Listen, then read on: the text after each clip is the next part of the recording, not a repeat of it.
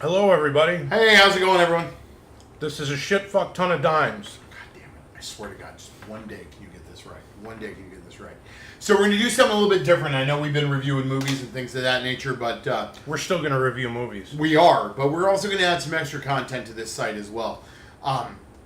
Just in case Supplemental. this is the remote for This the is downloadable content. DLC that you don't have to pay for? Well, EA, take a lesson from what we're doing here.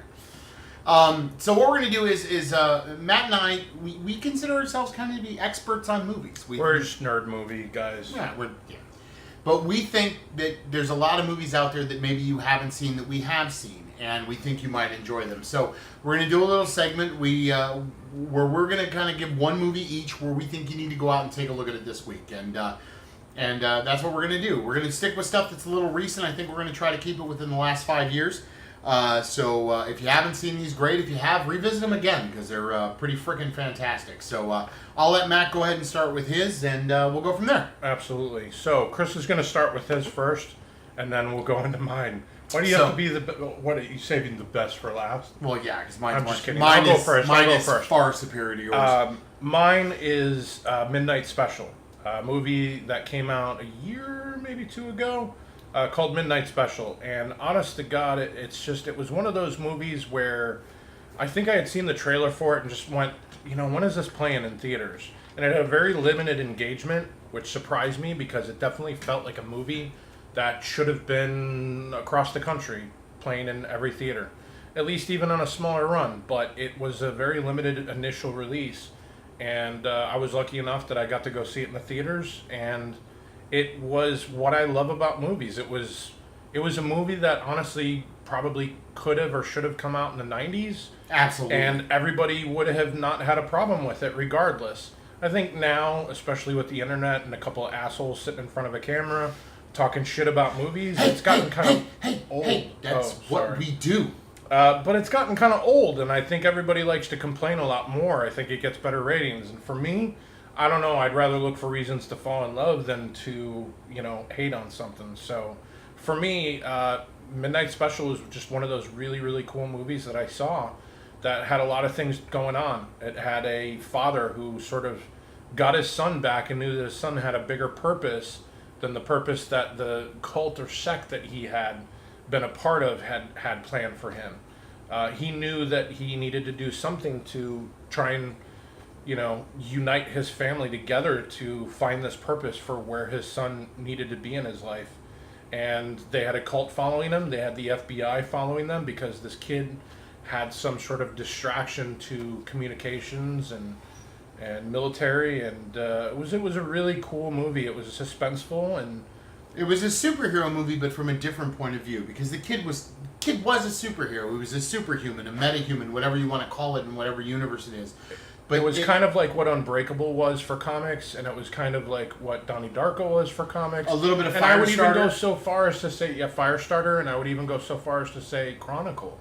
Yeah. Chronicle wasn't bad. I think it probably suffered from being a found footage film. Yep. Michael Shannon is fantastic in the movie, as well as the young little boy. The little boy is fantastic. I think Joel Edgerton... the little boy is supposed to be in the new It movie. Yep. Which looks phenomenal. And I think, but in my opinion, Joel Edgerton steals the movie. I think he has such he's the heart of the movie, in my opinion, and it's a great movie all the way around. If you haven't seen it, I do recommend it as well as Matt. I hate to steal on your thunder, but no, rest in peace, Sam Shepard as absolutely. well. I think he was such a phenomenal actor and did so much that one of his biggest roles, Chuck Yeager, not related to me in any way, shape, or form, but Chuck Yeager in The Right Stuff. Another great movie. Check that out. He was a great actor, and honestly, I it was great seeing him in that role as this pastor. Even if it was short-lived, it was just such a cool thing to see him in that film. And it sucks that he's gone. Absolutely. So my turn. Sure. So 5 years ago, when Matt and I, 6 years ago, when Matt and I started this bromance together, we went and saw a movie that we both had no expectations for. We actually thought it was going to be a horror movie when we walked in, and it ended up being hands down one of the best times we had at a theater, I think, that year and maybe since. My pick is Cabin in the Woods. If you guys haven't seen it, it is fantastic.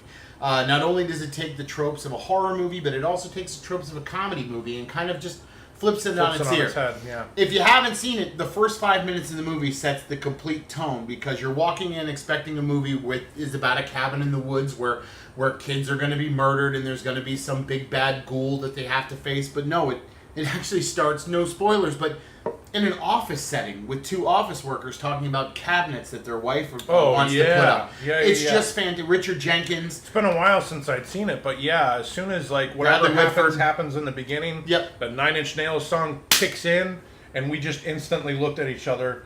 He's got a super loud laugh, and we just lost it. We looked at each other and just laughed. We did, and I don't think that smile went away the entire movie. Mm-hmm. It is fantastic from beginning to end. One of my absolute all-time favorite movies is Evil Dead 2. Absolutely. For me, I love that isolation. I love the fact that you have this character who's so charismatic that he can literally play off of all the weird shit that happens around him. And I love that movie, and I think when Chris and I, first met, his favorite movie was Army of Darkness. One of my favorites is Army of Darkness. We both kind of just loved the fact that there was such comedy with this character in a horror film that it kind of threw everything onto its ear, like you said before. Absolutely. And watching Cabin in the Woods, that was exactly what it was. It was taking all of those things that we love out of horror movies and then taking all those things that we love out of a comedy and figuring out how to just put them together in just the right way. It's truly an homage to Friday the 13th, Halloween. It's a love letter to Sam Raimi. If you guys like the original Spider-Man trilogy, barring the third one, which is terrible, but which one?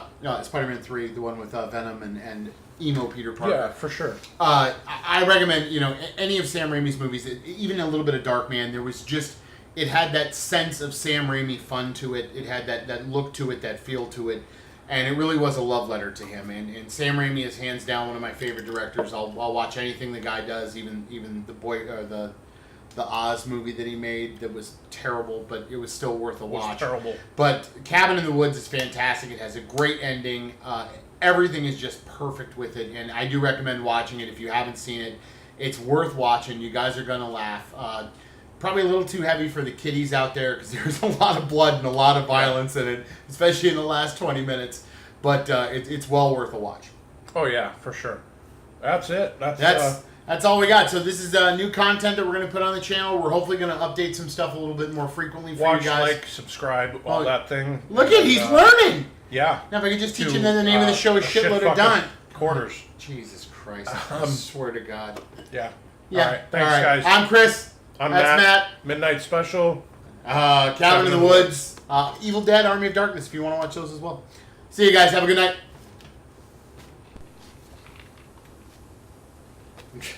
You're pieces of shit, Morty.